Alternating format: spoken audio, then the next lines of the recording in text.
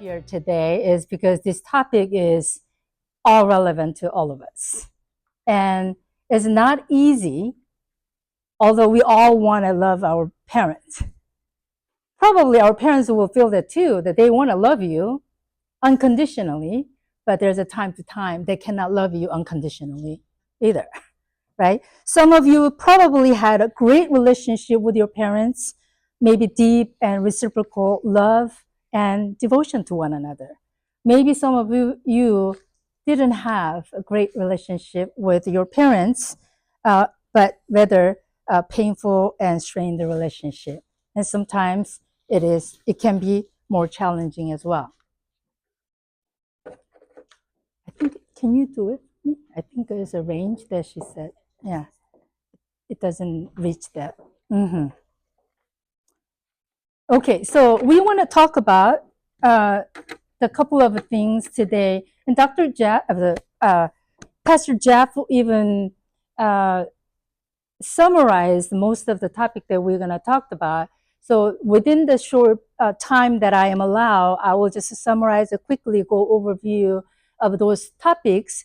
But after, maybe we can talk a little bit more, or your church can continue to discuss in this topic so that we can continue in our community how to support one another with this understanding. So those topics, developmental stages, that we needed to understand a little bit of psychological theory that many people in the past study about these issues. So I want to go over a little bit with you. And also because of the some of us have a cultural and language barrier issues that I wanted to go over, cultural values and belief challenges, and also some role reversal from the child to the adult, and then now as a caregiver, and also providing our parents as a reverse in our roles and responsibility. And then Dr. Park will come out and then share some of the scenario.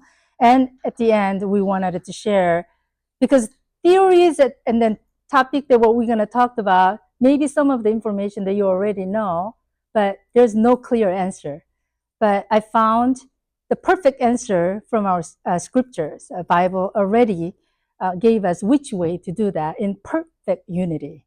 Perfect is only we can find in Bible, right? So we're gonna go over that at the end. So let's talk. Let's look at our developmental stage in a human developmental stage. So everyone was born, again, infant, to the childhood or toddlers, that they are completely dependent. If you don't take care of them, they will die. Many animals other than the human, as soon as the baby is delivered, they survive. Parents, they don't have to do much, but human, I don't know how long you have to take care of your child. So they are utterly dependent on you, otherwise they will die, right? And then that little baby becoming, going into the next stage is now around the 16, or some children these days a little earlier, they want to be independent. No, I'm going to do it. No, I will do it. And then they think they can do everything.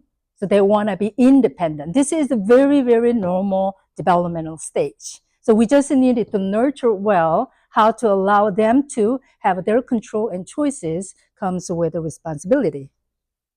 And then now these little children to grow up and getting into the relationship with their parents, with one another, and interdependent. Now we are relying on one another, support to one another.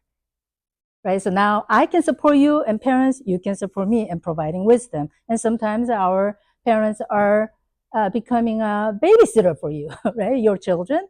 And then now what's next? And they become dependent again.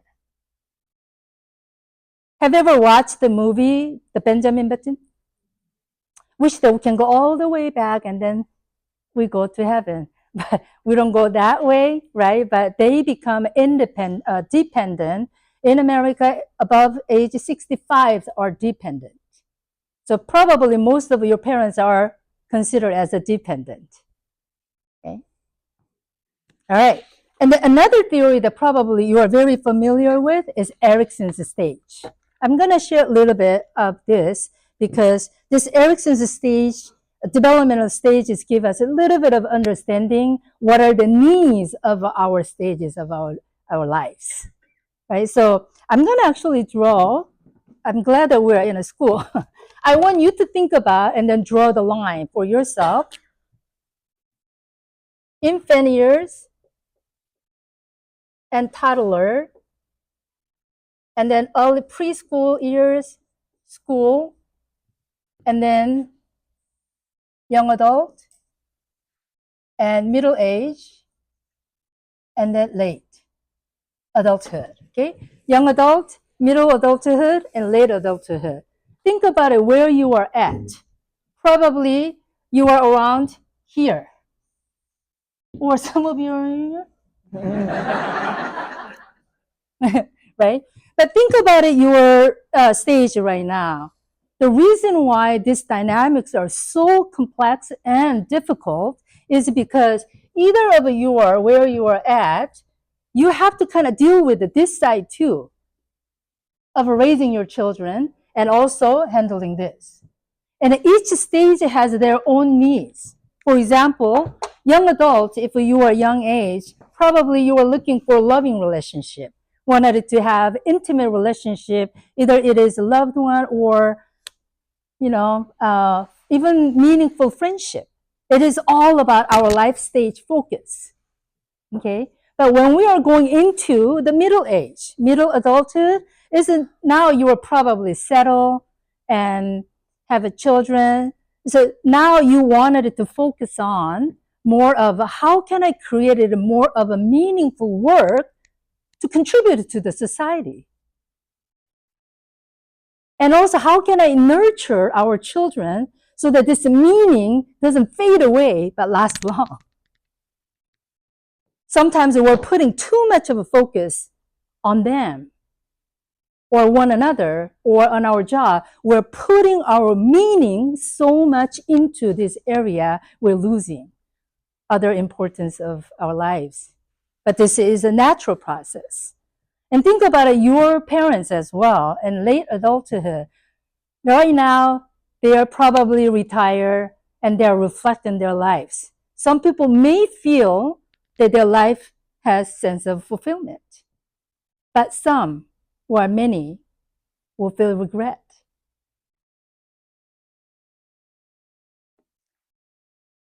Whatever the stages that you are in, we have to understand this natural process of a developmental stage.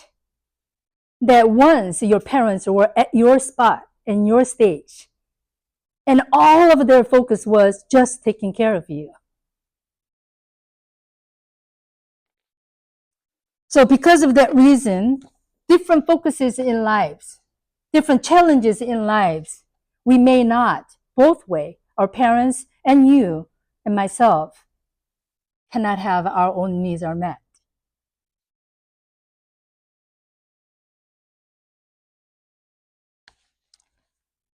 This is based on the theory. But many of you, except maybe two, I can see a little white face here. Many of you probably, on top of all these developmental stage conflicts and challenges, we also face challenges with the cultural issues. Our parents came from the collectivistic culture. Most of our Asian culture are very collectivistic. The collectivistic means is not about me. What I needed to do, what I wanted to do, is all about us. It's all about my children, my family. So in Korean culture, we don't have a name. We all have roles. Mother, deacons, elders, pastors, boss, CEO. No one called me Mijin. We don't have a name. Our parents have no name. Our parents' name is Jeff's mother.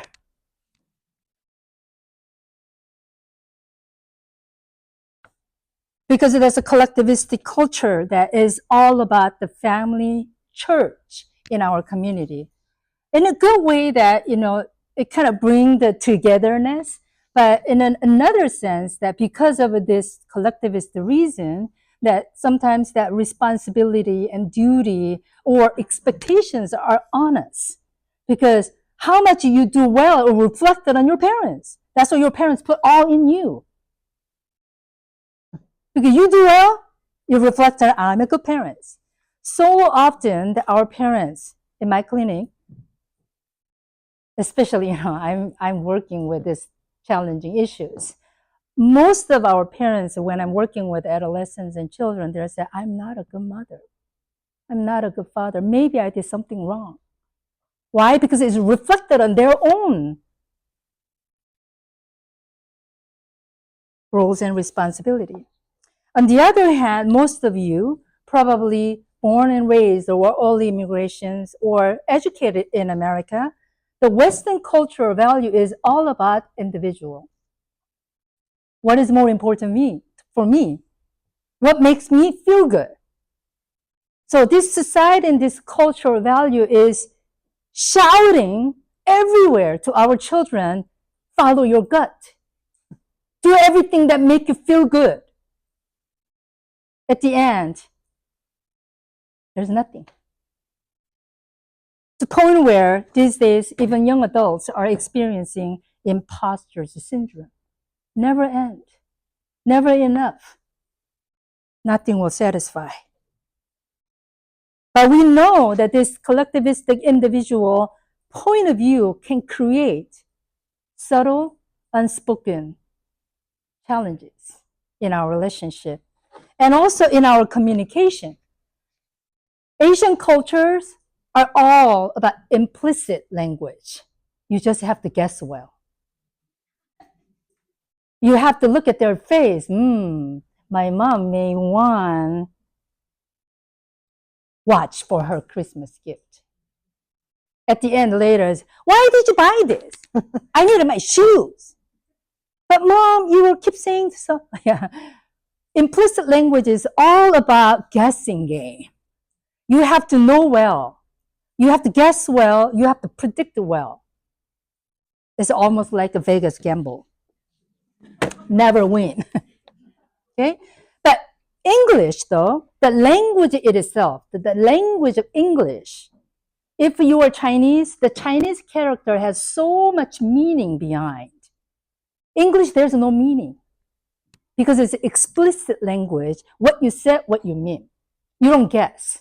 That's why, sorry to American men here, they talk a lot because they have to let it out, everything.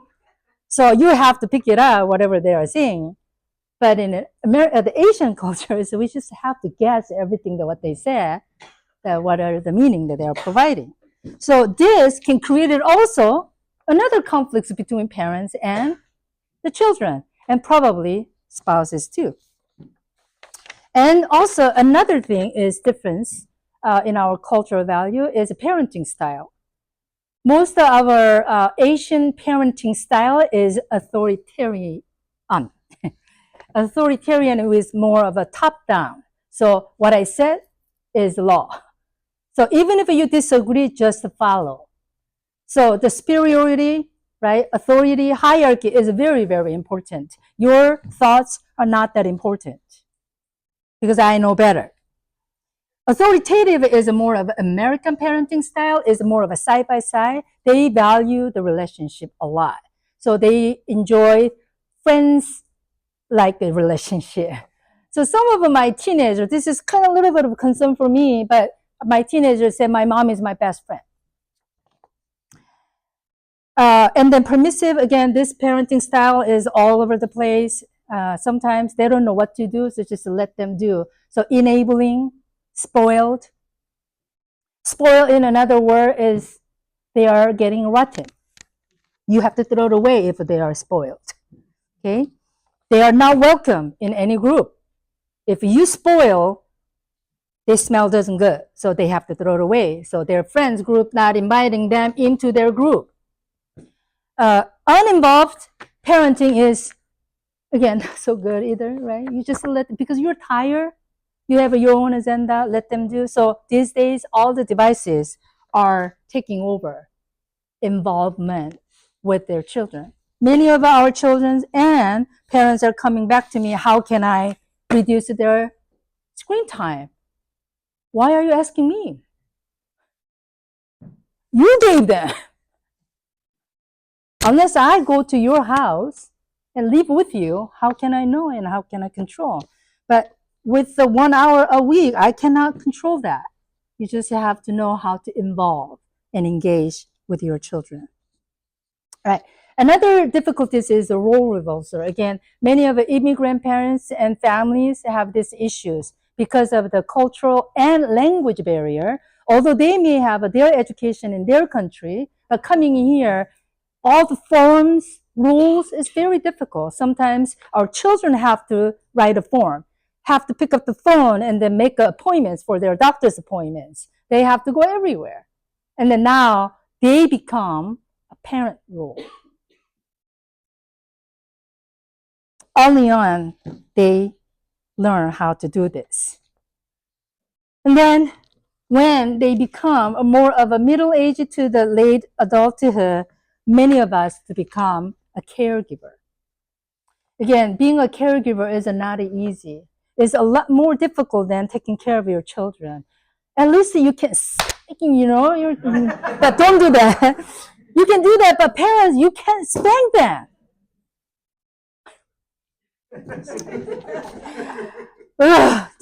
Sorry. My personal feeling came out. Right? So these role changes are really demands immense emotional difficulties, especially being patients. And also we have to make decisions for them. But you know what? Then let me make a decision. But our parents are so stubborn, they wish they want to control. See, my personal feeling comes out. Sorry, my voice is getting raised. Okay. Right before coming in here, I talked to my mom. Right? And then thinking about it, this is okay, be patient, patience. Putting the therapist here, I failed, but a little bit successful today. The emotional challenges, another big factor is, it is not easy to see your parents to become dysfunctional, incapable. Noticing and recognizing declines cognitively, physically, is not easy. Sometimes we have our own deep guilt feeling because we know how much our parents sacrificed for us. But I have to take care of my children too. I have to do my job.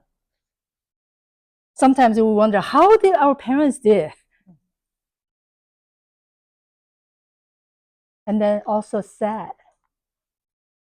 Sometimes came out as frustration and anger because deep down we're sad to see our parents are declining. Declining means they're closer to death. And also financial conflicts. Some of you may have some financial means, can take care of your parents, but many of us maybe not. But now you have to send your children to school, after school, but now your parents are depending on you. And while I was studying, I found something interesting, that there is a 70-40 rules. Have you ever heard about that? When your parents are 70, when you're 40, you have to talk about death.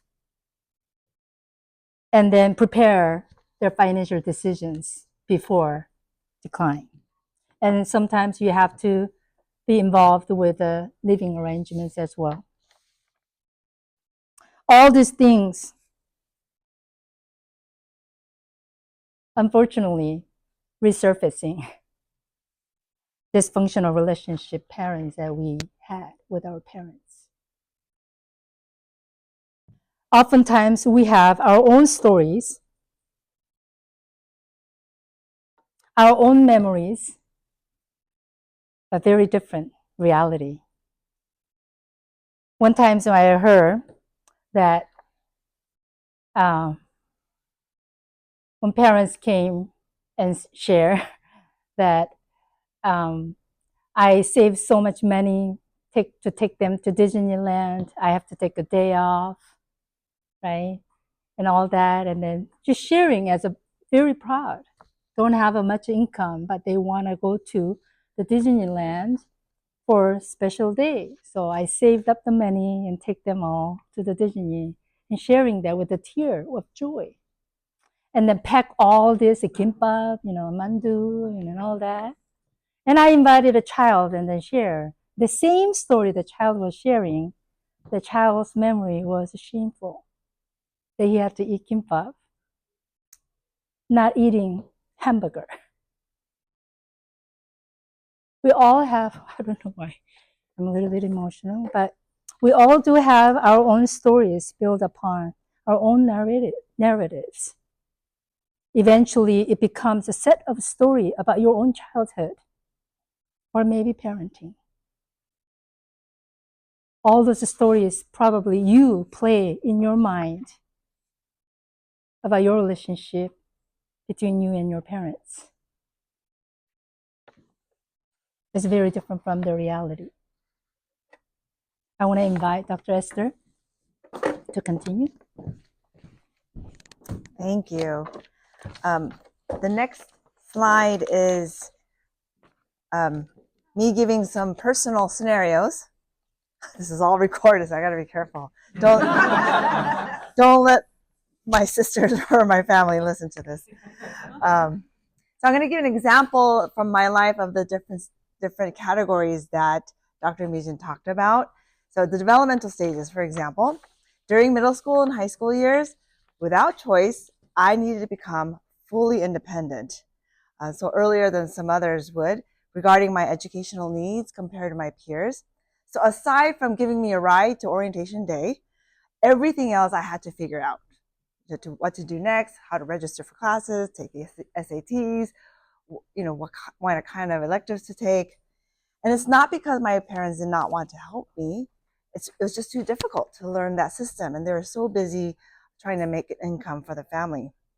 So the second one is cultural values. Cultural values and beliefs.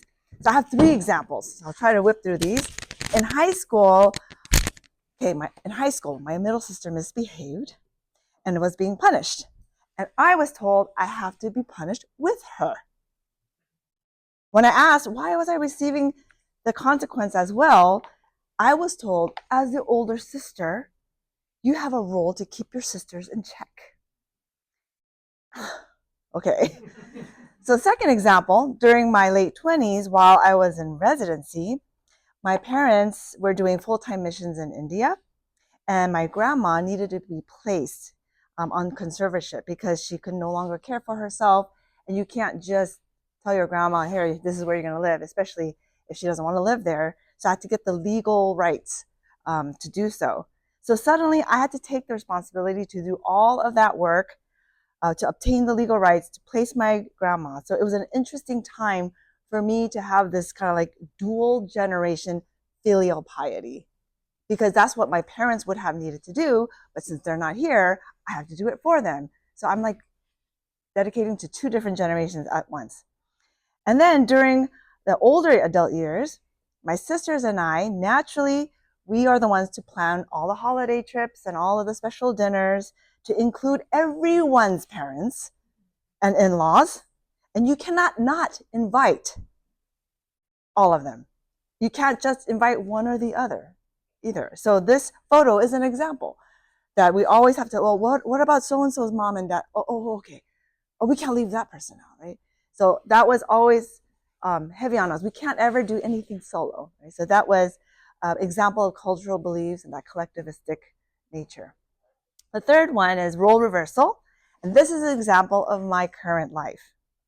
I take care of my 86-year-old dad who has progressive dementia, and he's completely dependent on me for housing, food, clothing, medical care, I mean, you name it. And so before my mom passed, he was fully provided for, and she was like the breadwinner. And 3 years ago, when he first began to live with me, sometimes he'd comment, "You're like mama." And I'm like, I am not your mama. I'm not your wife. I am your daughter that happens to be taking care of you right now. And so I cut that right off right there, right? Whew. The last example, the spiritual and the cultural. So later on, I realized that Christianity entered Korea some 100 years ago, and I think there was a merging of the Christian and Confucianistic concepts. So for those of you who don't know Confucianism, it's a philosophy or way of life that emphasizes morality, harmony in social relationships, respect for elders and ancestors too, and the importance of virtuous conduct. So there are many occasions that the usage of the scripture of the fifth commandment of the Ten Commandments, obeying your parents is obeying God. That's how they interpreted that to me, right? And I'm growing up like, oh, because I did revere God. So if I didn't revere my parents, I'm not revering God. So questioning them was never allowed. Obligatory compliance was expected, and receiving an explanation was not an option, ever. So I'm going to re-invite Dr. Mijin for a conclusion of this part, and you have to come back tomorrow for more. Yes, because I give you only 30% today. You're going to get more tomorrow. You can check that it's true or not. Okay, so then we needed to kind of see with even theory of psychology, even theology, right? Obey and honor your parents. Sometimes it's too much. Then how can we make sense of all these dynamics that we are experiencing every day in Christian perspectives? I found, for me, when I read it, it kind of reflected pretty well. So I wanted to go over that with you as our ultimate solution. Of course, there's many ways that we can establish the skills, like a communication skill, how to set the boundary, how to solve the problem. We will do that. But also at the same time, that could be the temporary, but we needed to set our mind in a bigger, greater hope. So let's open our Bible to Colossians chapter 3. So when you're looking at the book of Colossians, Paul is writing a letter to the faithful brothers, the believers at Colossae. So he was actually sharing these messages to them, especially about Jesus Christ, that who he is. He is the image of the invisible of God, the firstborn of all creations. In everything, he might have the supremacy. Did I say correct? Supremacy. Right? And that making peace through his blood shed on the cross. And he continued, is not only death, but also his resurrection. Right? He resurrected to solve all these issues. So go to the chapter 2, then just as you receive Christ, just as the Lord, continue to live in him, rooted and built up in him, strengthen him in the faith as you were taught, and overflowing with the thanksgiving. So he's talking about all this, that what Jesus has done on the cross, and also bring it his resurrections. His death not only ended there, but resurrections. The power of his resurrection changed the entire humanity. And then he continued, since you die with Christ to the basic principles of this word, that all the things that we talked about it today, all the principle, why, as though you still belong to it, do you submit to its rule? Do not handle, do not taste, and do not touch. Then he goes to the chapter 3 of Colossians, and how we can live differently with this power of his death and resurrection. Let's read Colossians chapter of 3:12-14 together. Therefore, because of what Jesus has done with his death on the cross, resurrection, with this power, let's read. Therefore, God's chosen people, holy and dearly, clothe yourselves with compassion, kindness, humility, gentleness, and patience. Bear with each other and forgive one another if any of you has a grievance against someone. Forgive as the Father forgave. Over all these virtues, put on love, which binds them all together in perfect unity. perfect unity. We have to face the reality that all things that we talked about it today is not easy. There's no guide for what to expect in the aging process. I never expect which day and what time my father passed away and how that will impact in our family dynamics. I cannot expect when my mom will die.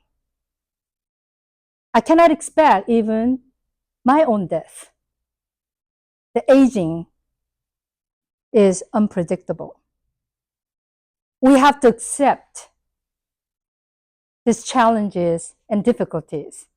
We all go through these life stages and moving along together. But at the same time, all the past story that we have, memory that we have, narrative stories that you are playing in your mind about your own childhood and your parents, we have to forgive. Today, like I said, on the way with this message, I was patient. Typically, I say, "Oh, mom, please." I would typically yell to my mom because she was so stubborn, and I tried to interrupt, and then she was tried to say something. I said, "So, mom, what did you want her to say? This is my turn. What do you want her to say?" I said, "I forgot." I said, and then it suddenly dawned on me about today's topic, and suddenly I said, with the compassion, "Oh, sorry that I interrupt you." I just needed to let a little bit my guard down, and with the kindness, with the compassion that my mom is losing her function, losing her memory, delaying her speed, cannot quickly respond to what we want. But the greater hope that what Jesus has promised and then restored for us is a new family structure. He said, all the nature that we have, all the sin and sinful nature that we had, now put off. And he said, put on, because of what Jesus has done for you and me, and for your mom and your dad, and for our children. Now he said, put on love. We have to put on love, which binds them. All our sinful nature, all our challenges and difficulties and differences, them together in perfect unity is only possible in Jesus.